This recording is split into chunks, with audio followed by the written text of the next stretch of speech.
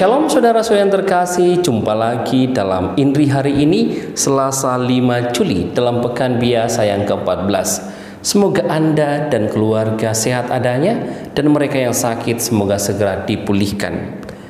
Pada hari ini Injil yang akan kita renungkan dari Injil Matius bab 9 ayat 32 sampai 38. Pada suatu hari dibawalah kepada Yesus seorang bisu yang kerasukan setan. Setelah setan diusir, orang bisu itu dapat berbicara. Maka heranlah orang banyak katanya, hal semacam itu belum pernah dilihat orang Israel. Tetapi orang Farisi berkata, dengan kuasa penghulu setan, ia mengusir setan. Demikianlah Yesus berkeliling ke semua kota dan desa. Ia mengajar dalam rumah-rumah ibadat dan mewartakan Injil Kerajaan Surga, serta melenyapkan segala penyakit dan kelemahan. Melihat orang banyak itu, tergeraklah hati Yesus oleh belas kasihan kepada mereka, karena mereka lelah dan terlantar seperti domba yang tidak bergembala. Maka kata Yesus kepada murid-muridnya, tuaian memang banyak, tetapi sedikitlah pekerjanya. Karena itu, mintalah kepada Tuhan yang empunya tuaian, supaya ia mengirim pekerja-pekerja untuk tuaian itu. Demikianlah sabda Tuhan.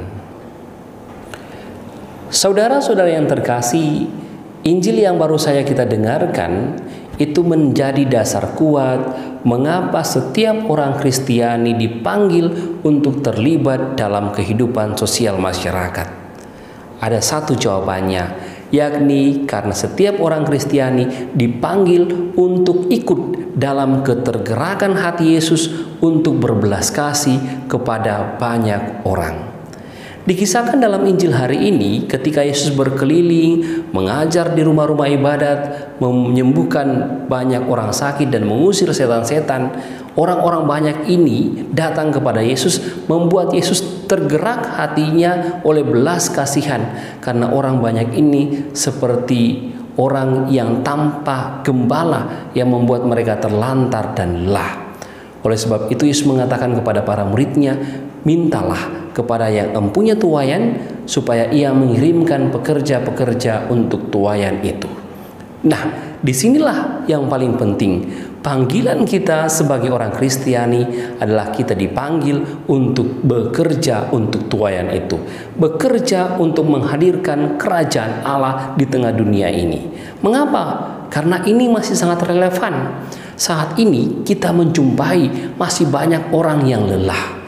Lelah karena persoalan-persoalan hidup. Masalah-masalah sosial masih kita jumpai di tengah dunia ini. Dunia masih diwarnai dengan banyak perang, perselisihan, sehingga kerajaan surga belum sungguh-sungguh sepenuhnya hadir di tengah dunia ini. Kita dipanggil sebagai pekerja untuk menghadirkan kerajaan surga, memberikan kesegaran, kesejukan pada mereka yang lelah. Dan juga dikisahkan juga bahwa sampai saat ini masih banyak orang yang terlantar karena tanpa gembala. Orang terlantar sehingga terombang-ambing oleh kehidupan duniawi. Dunia dengan segala tawarannya membuat orang kadang terbuai dan akhirnya tersesat. Mereka akhirnya tidak punya patron, tidak punya pedoman. Kehadiran seorang Kristiani sebagai patron atau sebagai teladan hidup yang dapat dicontoh oleh orang-orang sehingga ia menemukan arah hidup yang benar.